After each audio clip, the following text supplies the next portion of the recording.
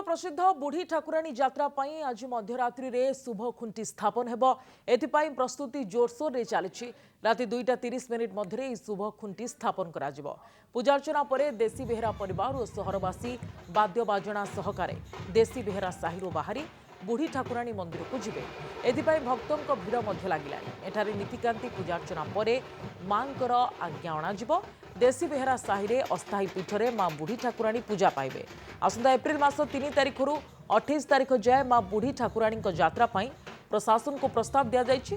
प्रशासन यहाँ उपरे मोहर मारिबो। प्रति 2 वर्ष थरे ब्रह्मपुर रे बुढ़ी ठाकुराणी यात्रा होइथाय। एहार प्रसिद्ध राज्य एवं राज्य बाहर मध्य रहिछि एहार प्रसिद्धि। ब्रह्मपुर आलोक एवं प्रतिनिधि आम सह लाइव रोचंती। आलोक, प्रसिद्ध बुढ़ी ठाकुराणी यात्रा पाई आज मध्यरात्रि रे ही शुभ खुंटी स्थापन हेबो। तो आपण कोन देखुछंती सेठारे पूरा प्रस्तुति सेथि पाई मां बुढ़ी ठाकुराणी को जो शुभ खुंटी होछि स्थापन पाई देसी बेहरा दिए रहछंती। देसी बेहरा को मां को बापा दिए रहछंती। मां को बापा को घरु एक विराट फोटो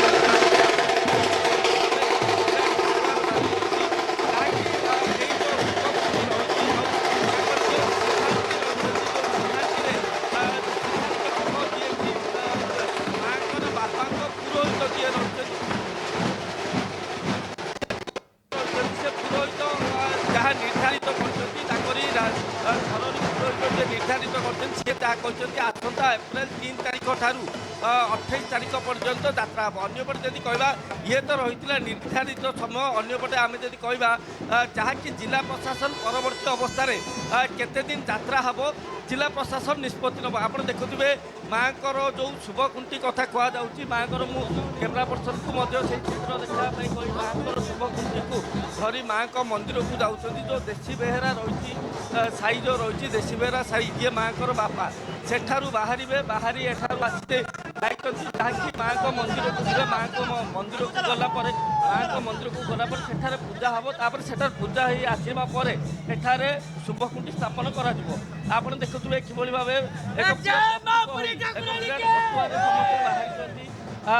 जे कि जो शांति रही अर्थात राजपुरोहित रही राजपुरोहित रही आज्ञा देखु जहाँकि आप जाऊँ बाहर केतवे फेरवे माँ कौन नीतिकांति रही शुभ खुंटी यहाँ जीव मंदिर जीव पूजा की पुणी आस स्थापन कराब।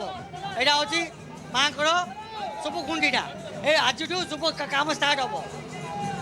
कौन कहे आज्ञा केमी देखुं माँ को यात्रा आरंभ केते खुशी अच्छा?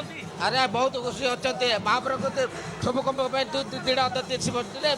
शुभ कुंभ आने चेष्टा कर 2 वर्ष थे 2 वर्ष पर माँ आसते खुशी अच्छा? आज्ञा जानी आप गत कोरोना समय माँ यात्रा बंद थी। बर्तमान विश्व प्रसिद्ध यात्रा आरंभ होगा जाऊँगी।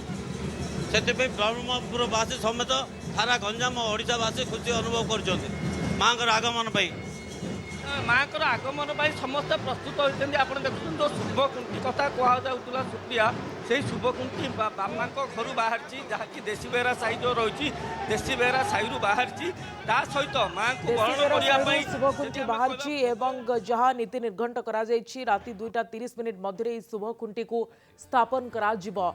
अनेक धन्यवाद अधिक सूचना पाए आलोक।